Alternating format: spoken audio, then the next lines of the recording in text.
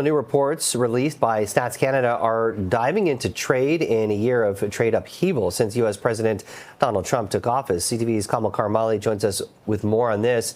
It's been a tumultuous year for trade, Kamil, but now November's numbers released this morning show a massive drop in Canada's trade deficit. Yeah, a $2.2 billion trade deficit, if you can believe it, Jamie. And just to show you how big of a gap that is, last month's trade deficit, or October's trade deficit, showed a deficit of $395 million with an M. November's numbers coming out today showing a $2.2 billion trade deficit, so a one-month massive drop in the amount of imports versus exports. So I want to show you what November's data shows.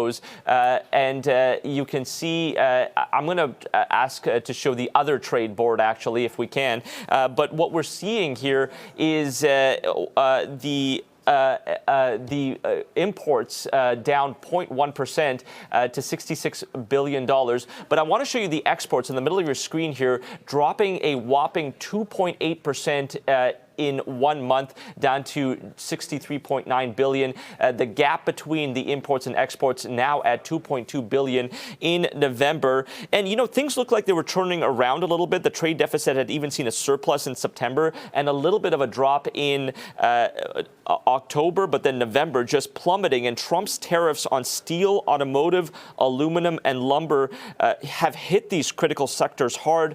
The biggest contributors, we can go back to that other board we had up, the number of exports dropping significantly in November, primarily led by the left of your screen here, metal and non-metallic goods, including gold, dropping 24.4% in November. That is jaw-dropping. Also, motor vehicles dropping 11.5% when it comes to Canadian exports.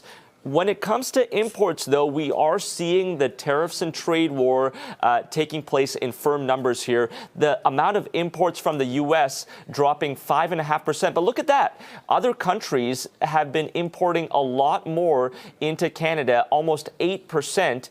And that is a record high, primarily driven by China and Germany. So we're seeing that trade-off happen that we heard Prime Minister Mark Carney talking about, where we're going to get fewer imports from the U.S., but making greater trade relationships with other countries there.